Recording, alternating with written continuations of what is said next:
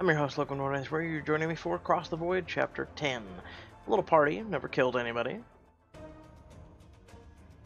I'm playing as Noah. You sprint onto the bridge and gasp at the sight of the battle raging outside the Atlas. This isn't supposed to be here. According to my charts, we should be parsecs away from the war activity. Holmes crashes into the wall as laser fire rocks the ship. Everyone to their stations. I'll head to the engine room and try to boost power. Your sister leaves. Titani and Soul rush onto the bridge and past her quickly, strapping into their chairs. As long as I'm breathing, this won't be the end of us. A large ship explodes before you. The fiery wreckage expands outward, blocking the Alice's path. Captain Allura, what course of action do you suggest? Quickly survey your escape routes, a nearby uninhabited asteroid field, a patch of space riddled with crossfire, and a burning wreckage ahead of you. Fly through that asteroid field. It's our only chance of getting out of here in one piece. Titani takes a deep breath as she stares out at their asteroid field with determination.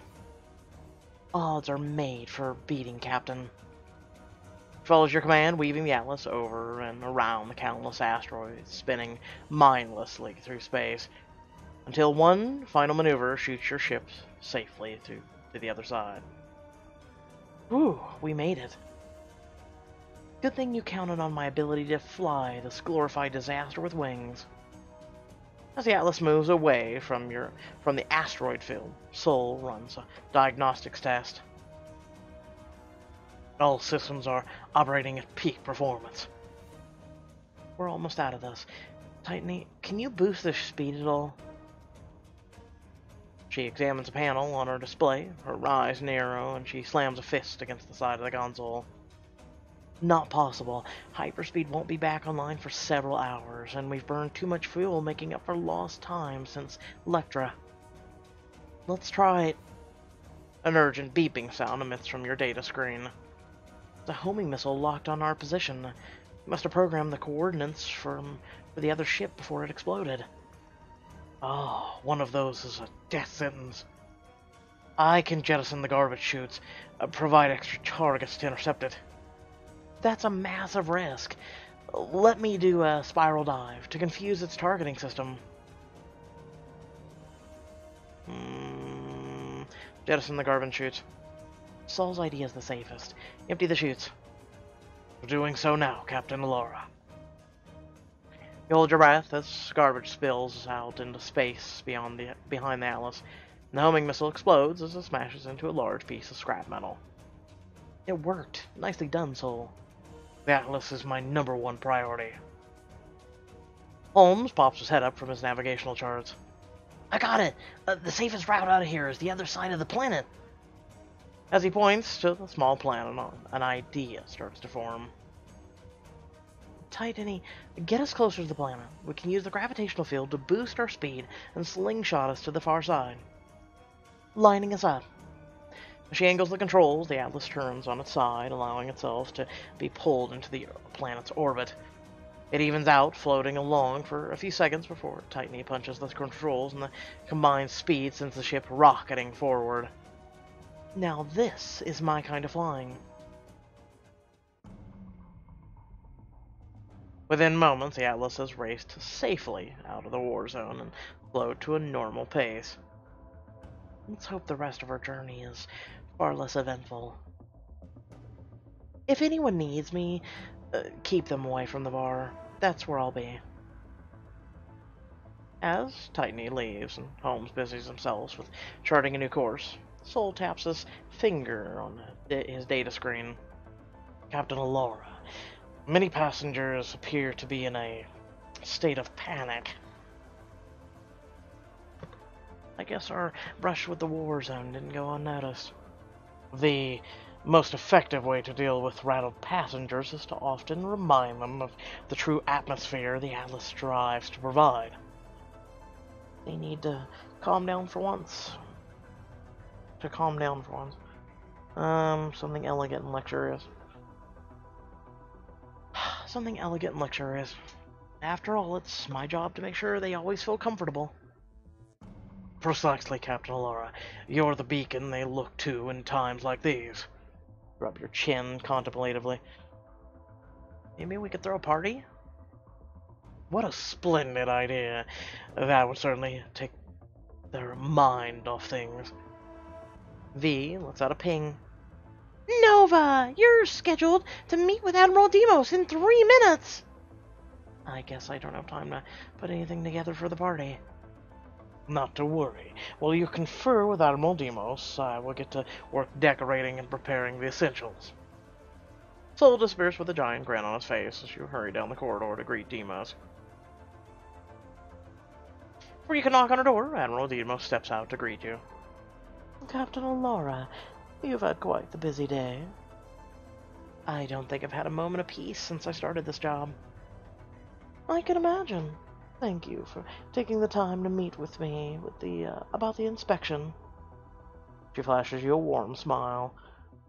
I'll start by saying the way you handled the warzone today was most impressive. You saved the lives of everyone on board. Thank you, Admiral.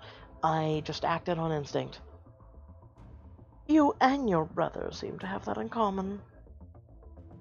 She folds her arms together inside her large, elegant sleeves and directs the full weight of her powerful gaze on you.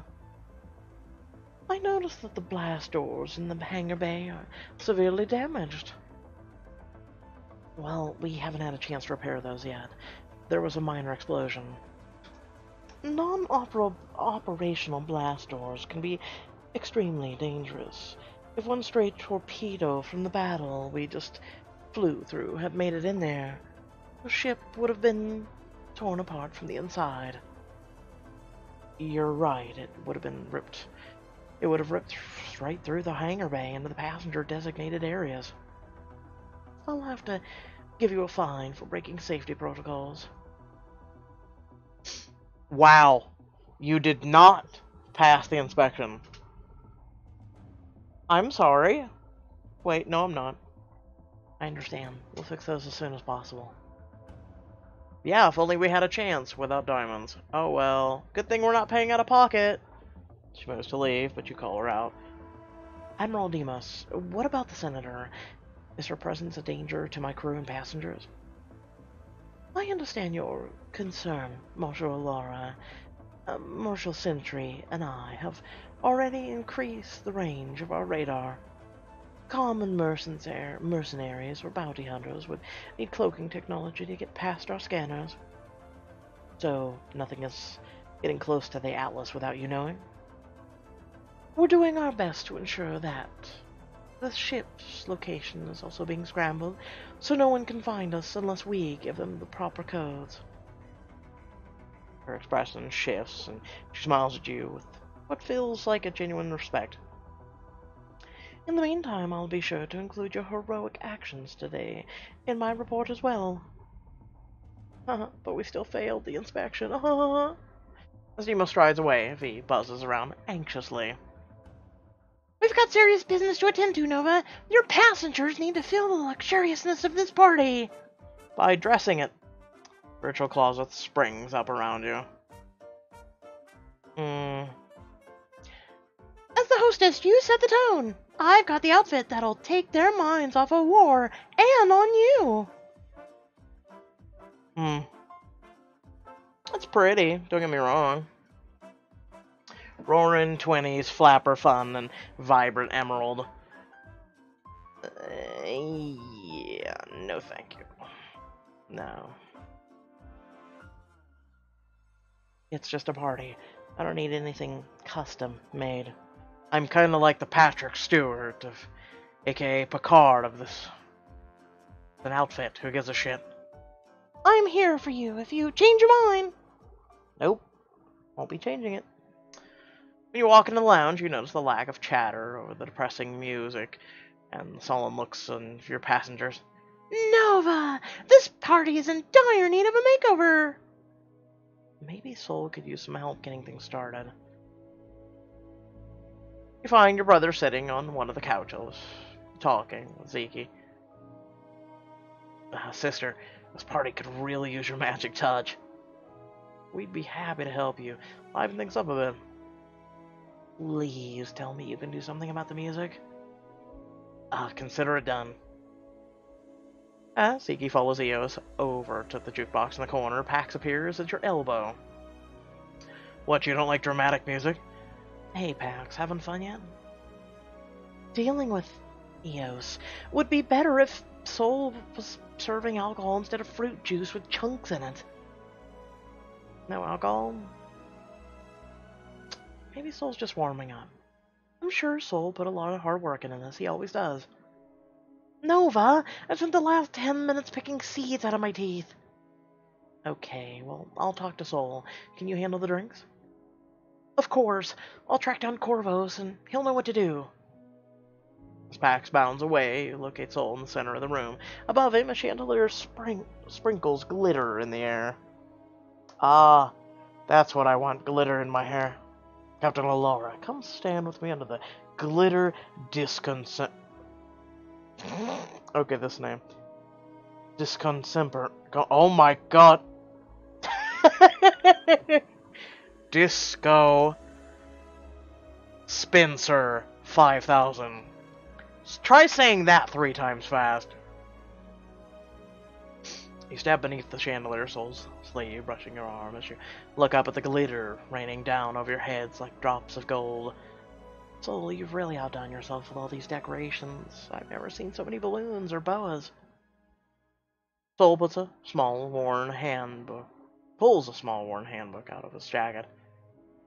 According to the galas and get-togethers etiquette handbook, balloons are a universally beloved party decoration. Sol, everything looks great, but, have you ever hosted a party? Do you really care about those? I never had the opportunity to engage with the function this grand as a host before. This has been a dazzling new experience. You're off to a great start for your first ever party, but we may need to tweak a few things. Oh, I may have relied too much on the literal side of party planning. Did I mention how much I love the glitter ball? As long as you like it, Captain Allura. I must have done something right. Oh, don't beat yourself up. You just forgot alcohol, you're fine. And the dramatic music. Sol gazes in your eyes as crystals sparkling in the line. If you have some free time later, I'd love to steal a moment alone with you. Glides away before you can respond, and the music changes to an upbeat, roaring 20 theme. Eos came through with the music. I knew we could count on him. He has his moments. How fucking hard is it to walk over to a jukebox, press a couple buttons? Really? Time to check in with the passengers and crew to make sure they're enjoying themselves. Oh, Lord, help me. Let's go with these guys. Let's just go in a counterclockwise order. Tightney puts Swerin in the far corner, while Leona dramatically fans Adora with one of the leaves from the decorative boa trees. I simply cannot get in the partying spirit. We were nearly blown to smithereens. We need to neutralize our nerves in case there's another attack. Make sure Warren has his favorite foods. Meow. Yeah, 'cause that'll help. Tightney heaves a sigh and turns to you. Please tell them we were never going to get blown up. Turn to Adara and Leona. Well, our pilot would never let that happen. Tightney is an incredible flyer. We were in very good hands. She flashes you a rare smile. Nova's right. I'd never let anyone shoot down the Atlas while I'm at the controls. I didn't even have to materialize all of my extra limbs. He leans over, so only you can hear. But I can later if you're interested. Huh. I kinda want to see that. The concept is intriguing. One of the blue wisps around her arm materializes, and she traces a phantom hand along your cheek as she walks away. Rrrr. Well, they swapped. I said counterclockwise, so oh well. He was at the top.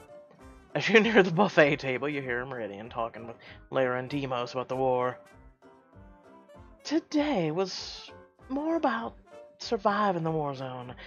If either side had laid waste to a civilian ship, any talks of peace may have been abandoned. Of my time on the front, I understand the divine perspective. It's time this war came to an end. Meridian, you saved the lives of countless Vanguard. You know what's at stake here. Step between Meridian and Demos, hoping to defuse the situation. Demos... Everyone here wants similar things. Finding a way to save lives is something we can all agree on. Ideals and reality are not the same thing. We can hope for an end without bloodshed, but in my experience, I haven't known the Jura to compromise. If you can take the first step towards peace, maybe they can too. Well said. I can see why you make such a good captain, and yet failed the inspection. Why don't you kiss my ass? Hey, Pixelberry, you should have waited until the end to tell me if I failed or not. Why do I care now? It's the fucking illusion of choice. That's why you renamed it from Across the Void Book 1 to just Across the Void. Maybe the peace talks can mend what the war has broken. As Lyra finishes speaking, Zinnia walks over to the buffet table. She reaches to grab some food, her sleeve shifts, revealing the rest of the stars on her forearm. Your constellations. Zinnia jumps backward with a fear in her eyes. I just wanted something to eat. I didn't mean to make anyone's skin itch. Zinnia lays her food on the table and hurries off. You turn to Demos. What just happened? The stars on her skin reveal our destinies. Hers indicate that she will destroy the lives of those around her. Oh, bite me in your astrology bullshit. That doesn't change anything. She's still a member of my crew. It's my job to look out for her. You move to follow her, but Zinnia is nowhere to be found. Radiant reappears at your side. I've been, I want to have a moment with you all to myself. Come find me if you need to get away. Radiant trails his finger down your arm, tingling your skin with electricity before turning away. What is up with everyone touching me today? I want to check on Kepler, Merope, and Nocton. At the game table, Kepler's mingling with Merope, Rana, and Nocton.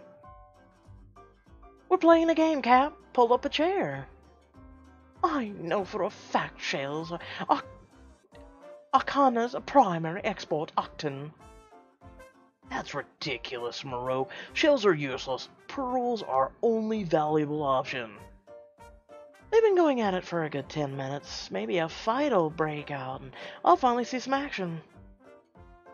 I don't even care about exports from Arcana. This game is so trivial. Kepler leans over and whispers to you. Gotta do something. If those two keep this up much longer, Rana's gonna go full tantrum. You're right. Let's mediate the argument. You lean between Merope and Octon, glancing at the game screen. You know, shells and pearls are valid exports from Arcana. I'm sure you could make an argument for them both. Interesting strategy. I suppose I can see why pearls would be profitable. And shells have a multitude of uses. Yeah, like the 3 seashells. I'm waiting for you all to get that. If you get it, cool. Exactly. Now you each get a point. Kepler laughs and leans over to murmur in your ear. Maybe when you're done being the captain for the night, I can show you my most notorious tattoos. As Kepler reaches out and squeezes your hand, you feel the tattoo on her palm warm against her skin. She shoots you a wink, then turns back into the game. At least she was respectful. Like, holding your hand. I like that. Okay? That's fine with me. Turn to the center of the room and look around. Laughter and music fills the lounge. We did it, V. Everyone's having a good time. Now you can get your party on. I heard the simulation room has a sparty planet setting. It's supposed to be very romantic. Basically, a holodeck. Are you suggesting I take someone special there? Why, yes! For 30 diamonds! Of course! Now's your chance to take things to the next level! We've got oh, I called the amount and everything. 30 diamonds for Soul. 30 diamonds for you. 30 diamonds for you. 30 diamonds for you. How much is it for myself? I'm gonna go be Picard and sip Earl Grey in my quarters. I could use some peace and quiet after the day I've had. In that case, let's get you the biggest galaxy blaster we can find. You approach the... You know, sometimes it amazes me how I do some of these voices. I'm just saying. You approach the drink table, enjoying a moment alone with your thoughts as you let the atmosphere of the party wash over you. Especially when I'm sick. I just sit here and I listen to myself and I'm going, Jesus God, is that really coming out of my mouth? Now playing as PAX, the Alice's state-of-the-art kitchen surrounds you, with gleaming countertops and appliances ready for culinary action. With all these, I'm pretty sure we can do better than chunky fruit glop. Gemma hops out from inside of your jacket and peers around the kitchen curiously. Better find you a hiding place. Maybe that far cabinet over there. Just then, Argo sweeps into the room with a half-empty tray balanced on one hand. Corvus enters behind him. I've never seen such reluctance in the crowd. They were drearier than a droid at a chop shop. Was it something I said? Maybe. They just got the hint that I wanted you to myself. Argo sets down the tray, still not noticing you, so he turns towards Corvus. What a delightful situation we find ourselves in. I'm all yours, bolts and gears whirling. Oh, Pax, my sensors didn't detect you. Nova sent me to figure out how to fix these drinks. The ones with more solids and liquids. Thank the stars. I was beginning to think someone actually liked that stuff so serving. Shh. Yes, I know, I went Russian for a moment. Holmes and Xenia walk into the kitchen carrying untouched glasses of the fruit glop. Alright, I know we can materialize up something a little more tasty than these. And a little less gruesome to look at. These remind me of a crime scene I saw unsealed. On it already, but we could use all the help we can get. Wait! First Officer Soul won't be pleased if we replace his carefully researched drinks. No, but if we add raspberry wine to mix it, could make for a nice spritzer. He might notice the bubbles. I say we blend it down a little smoother and just do the... I've just got the advice. His decorations are pretty colorful compared to the stuff, but if we match the colors, it should help, and that way Soul won't get upset. We've got to hurry and get these served before the passengers realize they require refills. If we work together, we'll have time for one of those fixes. Let's add the wine. Use Holmes' device for mixing. Do her idea.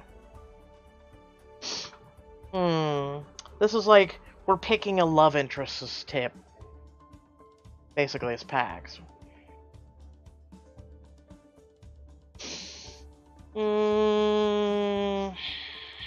Sparkling Mind is neutral. Holmes' device for mixing. Why? Okay, hold on. Why do we only have time for one instead of three? Why not do all three? There's like 6 of us standing here! Well, I decide. Do the eye color idea. A little color can hide a lot of unpleasant things, like brown fruit. Sounds like what we need. Everyone loves to drink bright things. Xenia begins programming one of the materializers to produce glowing ice cubes, while Holmes and the others work on pouring the drinks in new, more colorful cups. Mind lending me a hand, Pax? Actually, Pax, I could use your help over here. Xenia flutters her eyelashes at you while Holmes bounces merrily on his toes. Yeah, I like you, Holmes. You're an okay guy for Maxwell, like, 0.5. You're not even Maxwell 1.0, you're just 0.5. You blew up my fucking hangar bay, okay? That's a no. Got rid of Xenia and began assisting her. Thanks. Things are always better when you're around. The galaxy seems sparklier with you in it. Cher smiled and asked Zinnia a tentative question. You seemed a little sad earlier. Everything okay? Admiral Demos is the first Thul I've seen in a while. She said something and it gave me that stomach-dropping feeling. Really? Was it about the inspection? Zinnia's head lowers for a moment. There's a profound sense of pain in her eyes. No, it was about me, who I am, everything I've been running from. If she upset you, I can say something to her. It's fine. She didn't mean anything by it, they never do. Let's just try to finish this up. I should finish the drinks. Before long, the fruit drinks are looking much more appetizing. These are a masterpiece. The passengers won't be able to resist. All because we did put them in different colored cups. Put some glowy cubes in them. Wow. Argo hefts a platter laden with cups and extends another tray to Corvus. He then tosses a towel over Corvus's arm. Yola, it's all about presentation, and surely no one could say no to a handsome bartender like Corvus. Luxury service, delivered in high style, coming right up. God damn it, I'm trying to figure out his accent. I feel like he's Jamaican, but he's not. And I'm also having a hard time summoning my Jamaican. I had it the other day. It's 'cause I'm sick, and it sucks. I don't like giving you guys subpar, but oh well. I'm trying to remember what Jamaican even sounds like. It's my brain, man. It's all just foggy. The two of them stride out of the kitchen and back to the party. For a minute there, I started giving him Russian. Hey, what are you doing? Drinks down. Now we've only got snacks left to fix. Maybe we can split up, do appetizers and desserts. Oh, there's a fantastic dessert pantry behind the kitchen. They have things you won't believe in there. Things dreams are made of for diamonds. I wouldn't mind getting to see that. I've heard dreams taste like clouds. Oh, look at that. How much? Hold on, go back. Oh, 19. She's pretty. Don't get me wrong, she's actually kind of pretty. Hold on, I want to see. Is she wearing gloves? She's wearing gloves, or at least they look like gloves. No, that's how dark her skin are in the fingertips. Really? Huh. Okay.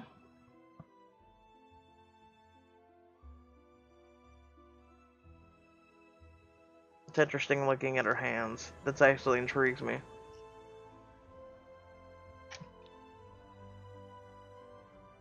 Let's just make a few appetizers for now. Now playing as Eos, as a soft, dreamy song pours out of the speakers, you watch Zaki start to sway slightly back and forth. I can tell you want to dance to this. Maybe if I was a better dancer. I'm sure you are, even if you won't show me.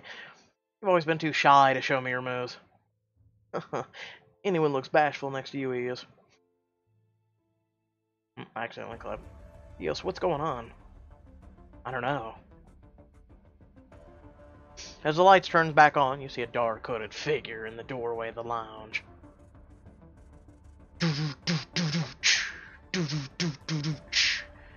Holding a sharp dagger to Lyra's throat. Oh, what suspensefulness we have. Boy, Eos wasn't allowed to have a moment's rest of love interest, was he? Sure, minor damage. Alice crew is moderate, and passengers are cheerful. Yeah, moderate damage. Once again, thanks, Holmes. Oh, what do you guys think? Something tells me, okay, so this is how I feel. Across the void, it's gonna go like this. Okay, you ready for it? You ready for it? I'm about to spoil the next, 8 chapters for you. Oh my god. Okay, so first of all, Razer, the gaming company, is just completely dumb. The guy or person who handles their Twitter is just an idiot. But moving on. So this is how ATV is gonna go. Okay? So, next chapter. What will happen? Who was it? Will we uncover them? Will they get in the brig? Find out next time. Okay? What's going to happen is we're going to have a little few suspenseful things here and there, here and there, here and there. Not really suspenseful. Very predictable things. Then what's going to happen is we're finally going to reach our destination. And it's going to be all happy doo-dah day. It'll be like the Enterprise finally pulling into port at Ryza. And be like, okay guys, we're dropping everybody off, enjoy your vacation. And then that's it. That's how this book is seriously going to end.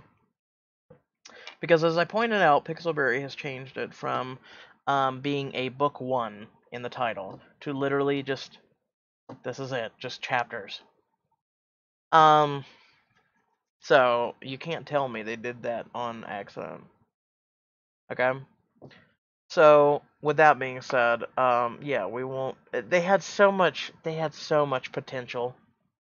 They had so much potential. I want you to think about this. Enterprise D, the one with book art in it, if you guys are Trekkies fans at all, was actually the flagship, but it was also meant for families and passengers and things like that. It was actually a luxury class starship that they made into being a very awesome ship. It was a warship too. They ended up turning it into one while keeping the luxury part on it. So here we've got Atlas, this massive, like, high-tech ship. It's top of the whole thing. We're losing potential. We're losing what we could have. We could literally have Star Trek, The Next Generation, having going on right now. Or at least Firefly. You have so much to pull from, and they're not. There's so much potential to pull from. As a sci-fi fan right now, you've let me down. You've let me completely and utterly down. You've just completely let me down. It's actually triggering me how much you've let it down. Like, oh my god. Anyway, I hope you all did enjoy the video. Remember to like, share, and subscribe. Head down in the description below. Links to social media, Discord, and a few links to support me and my content. It's always very much appreciated. And without further ado, thank you all for watching, and I will catch you guys for Desire and Decorum is the last one, unless you are coming in from the most recent video to the latest, which then I'll catch you guys in the next video. Peace.